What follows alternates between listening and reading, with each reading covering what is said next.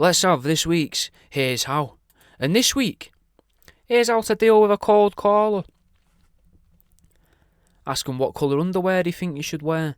Say that they've just caught you getting dry from out of the shower, and then give them some recommendations like your black boxers with a blue stripe, your wife's purple thong, the knickers your gran wore just before she died.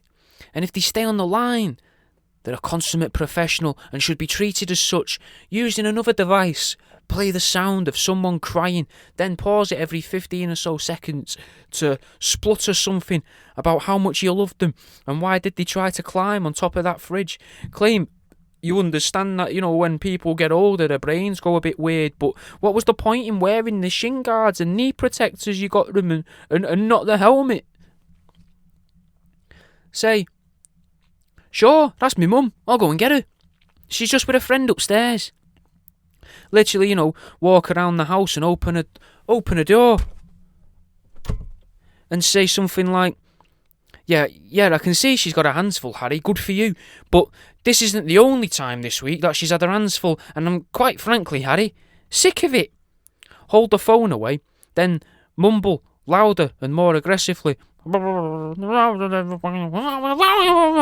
Then stomp around and shout and make a big bang noise. Pause. And then shout, "What the fuck, Harry? You can't hit me, Mum. What are you doing? Mum? Are you okay?" Then return to the call and ask them to call back in 10 minutes or so. Tell the other person on the other end of the phone that, yes, you are the Mr. Smith that they want to speak to, but they've got the wrong number. Then give them a new number for you. You, the Mr. Smith that they requested. Pretend to be out of breath like you've ran for the phone, and then say, "Look, you've caught me at a bad time. I work as a dom, and if you want me to stay on the call and listen to you just got to wait for 5 minutes, and I'll be right with you. They've only got a couple of minutes left of the session, but I'm degrading them. So to be honest, this is kind of perfect to ignore them. Could you ring every Tuesday at 2:20? If they stay on the call, ask them if they can degrade your customer for you. Pretend to talk as the customer gagged, down the phone, and then listen to see what sort of slurs a cold caller can come up with. When they call you, be really polite and waste as much of their time as you can. Keep them on the phone for an hour and then say, "Look, I'm just not interested. I wanted to waste your time and prevent you from getting any more sales today. I really hope that the rest of your day is just as pointless as this hour has been." If you're listening to this and you think to yourself, quite like this, maybe you'd like to see what I make out of dead rats as well, mate. There's a link below in the description. Wherever you're listening to this, you should find a link anyway, a link tree. If not, just search World Around You, the name of the podcast, and you'll find all me on all my socials and that, mate. Give a little go with Threshold.fm as well. You'll find loads of different radio shows there by loads of different people. Anyway, thanks for listening, man. I'll let you get back to your show. Interact normally with them. Just be like, "Yes, hello. Oh, I don't know if I'm really interested in that. Could you tell me more about it? Oh, I was thinking about changing my insurance provider, and I was thinking about getting a new mobile phone, and I would love some double glazed windows." Keep it up for a few minutes so they think, "Oh, I've got one here, I've got one on the hook." And then test them.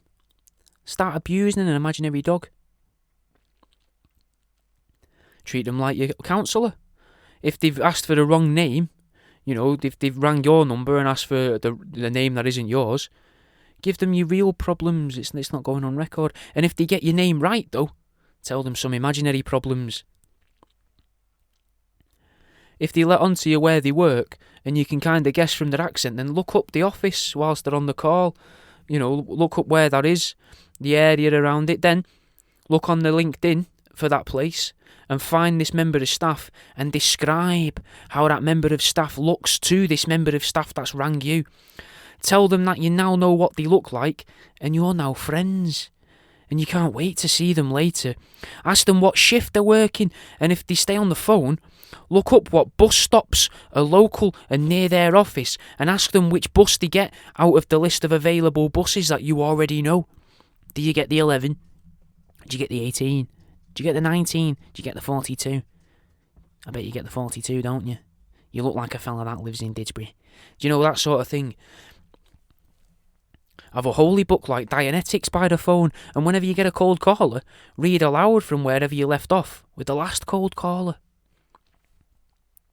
Record them whilst they're talking to you, and then play back the recording to them, telling them, it's amazing, mate, what you can do with technology now, you know.